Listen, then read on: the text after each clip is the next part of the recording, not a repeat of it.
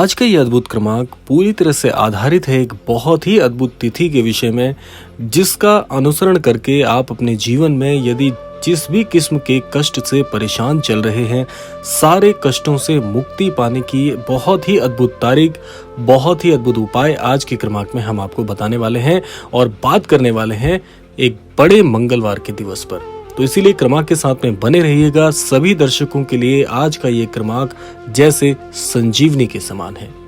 तो आइए प्रारंभ करते हैं आज के इस दिव्य क्रमांक को। हमारी धार्मिक मान्यताओं के अनुसार मंगलवार का जो दिन है वो पूर्णतः हनुमान जी को समर्पित माना जाता है। लेकिन ज्येष्ठ माह का जो ये पहला मंगलवार जो कि 28 मई को पड़ रहा है, इसे बड़े मंगलवार अथवा बुढ़वा मंगलवार के नाम से भी जाना जाता है। ज्येष्ठ माह के पहले मंगलवार का बहुत ही विशेष महत्व होता है। जैसे कि मैंने आपको बताया कि इसे बड़ा मंगल भी कहा जाता है। हमारे हिंदू धर्म के अनुसार इस बार ज्येष्ठ माह में 4 बड़े मंगलवार के दिन पड़ रहे हैं।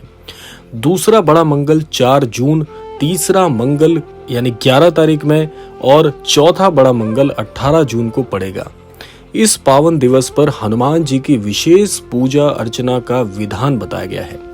बड़ा मंगल का जो दिवस है, इस दिन हनुमान जी की व्रत पूजा अचूक मानी जाती है। क्रमांक का सबसे मुख्य पहलू क्या है, इसमें हम आपको बताने वाले हैं 4 ऐसे दिव्य उपाय जिनको यदि आप बड़े मंगल के दिन करते हैं, निसंदेह आपके जीवन से हर प्रकार के कष्ट महाराज जी की कृपा से दूर हो जाते हैं। तो आइए क्रमबद्ध तरीके से बात कर लेते हैं कौन कौन से वो उपाय हैं जिसको आप करके अपने संपूर्ण जीवन के सभी प्रकार के कष्टों से मुक्ति पा सकते हैं इस अद्भुत दिवस में।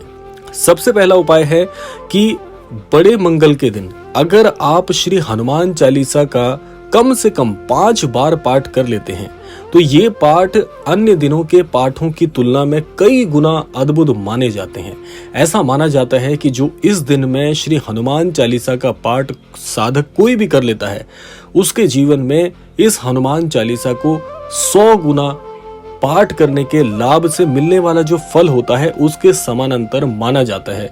क्योंकि जिस प्रकार से ये दिवस बहुत बड़ा बताया गया है, ज्येष्ठ माह का पहला मंगलवार, तो आप यूं मान के चलिए कि बहुत ही विशिष्ट दिवस ये होता है। और ऐसे साधक जो महाराज जी की, हनुमान जी की पूजा अर्चना करते हैं, उनके लिए ये संजीवनी के समान दिवस बताया गया है।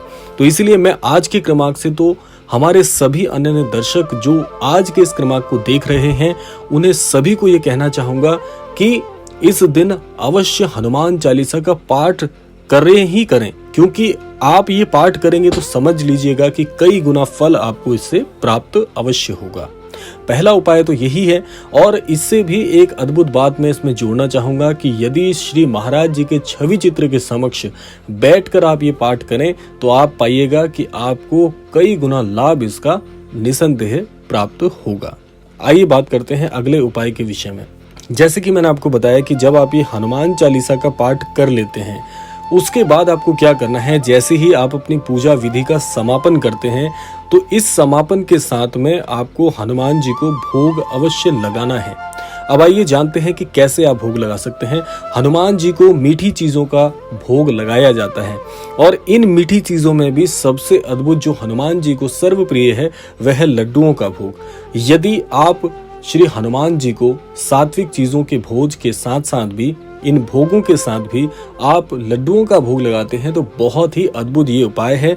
इसके बाद आप उन लड्डुओं के प्रसाद को जितने भी आपके घर में सदस्य हैं सभी को प्रसाद स्वरूप में बांट दीजिए। तो आप पाएंगे कि आपकी पूजा बहुत ही अद्भुत तरीके से श्री हनुमान जी को समर्पित हो जाएगी। इसके बाद आपको क्या कार्य करना है, तीसरा उपाय आप जान लीजिए। तीसरा उपाय है कि जैसा कि आपने देखा ही होगा कि श्री हनुमान मंदिर में पताकाओं का बहुत ही चलन देखा जाता है।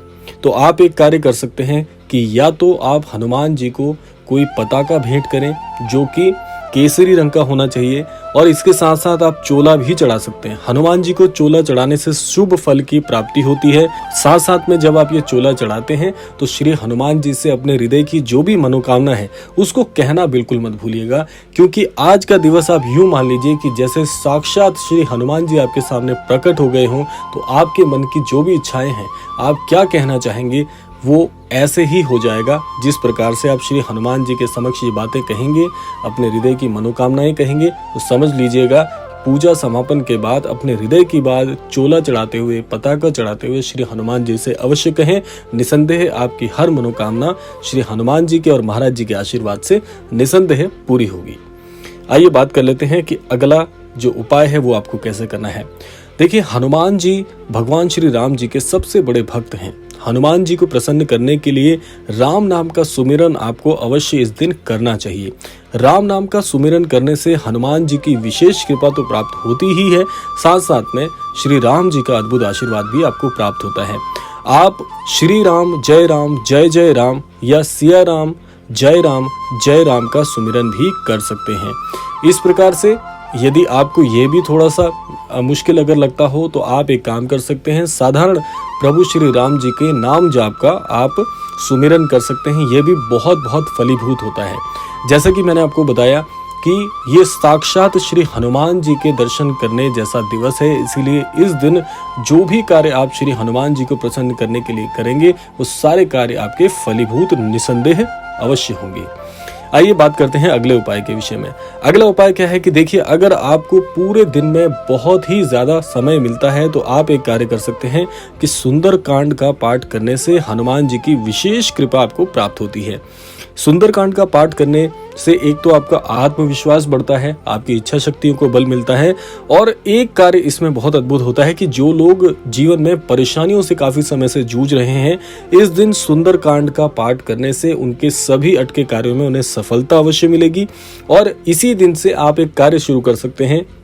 जो भी नए दर्शक अभी इस क्रमांक को देख रहे हैं और जो भी नए अनन्य भक्त इस चैनल से अभी जुड़ रहे हैं, उनके लिए सबसे महत्वपूर्ण बात मैं आप बताने वाला हूं कि ये वो दिवस है जहां से आप श्री हनुमान जी की एक नई आध्यात्मिक जो यात्रा है उसको प्रारंभ कर सकते हैं। अब ये यात्रा कैसे हो सकती है कि अगर आप हनुमान जी को आध्यात्मिक स्वरूप से जुड़ना चाहते हैं तो ये जो दिन है बहुत बहुत फलीभूत ये दिन माना गया है। इस दिन आप जिस भी नए कार्य की शुरुआत करते हैं, चाहे आध्यात्मिक कार्य हो, कोई नियम बनाने का कार्य हो, या किसी भी प्रकार की आप भक्ति प्रारंभ करना चाह रहे हैं, कोई मंत्र आदि इस दिन आप दीक्षा स्वरूप में लेना चाह रहे हैं, तो ये दिन बहुत अद्भुत है किसी भी नए कार्य को प्रारंभ करने का। तो यहाँ से भी आज अपने दिवस की आप शुरुआत कर सकते हैं। और मैं तो एक बात और आप सभी को कहना चाहूंगा कि यदि आज के दिन यानी कि इस दिन पहले मंगल के दिन, जिसे बड़ा मंगल कहा जाता है, बुढ़वा मंगल कहा जाता है, इस दिन यदि आप महाराज जी के दर्शन कर लें, श्री कैंची धाम जाकर या महाराज जी के किसी भी धाम जाकर, तो ये सबसे अद्भुत दिवस हो सकता है आपके पूरे साल का। या यूं कहा जाए कि यहाँ से महाराज जी से जुड़ने का एक बहुत ही अद्भुत सफर आप प्रारंभ कर सकते हैं। तो ये थे आज के वो दिव्य उपाय जो कि आप बड़े मंगल के दिन प्रारंभ करके अपने जीवन को बहुत ही अद्भुत बना सकते हैं। आशा करते हैं क्रमांक आप सभी को अवश्य ही पसंद आया होगा। इसी कामना के साथ विदा लेने का समय भी आ गया है। विदा लेने से पूर्व समय है प्रार्थना का। यही प्रार्थना करना चाहूंगा कि श्री महाराज जी सभी को सन्मति और सद्बुद्धि की प्राप्ति कराएं, इस संपूर्ण सृष्टि का, इस संपूर्ण लोक का कल्याण हो। इसी कामना के साथ विदा लेते हैं। मिलते हैं अगले क्रमांक में। तब तक के लिए जय श्री राम, जय गुरुदेव, जय उत्तराखंड।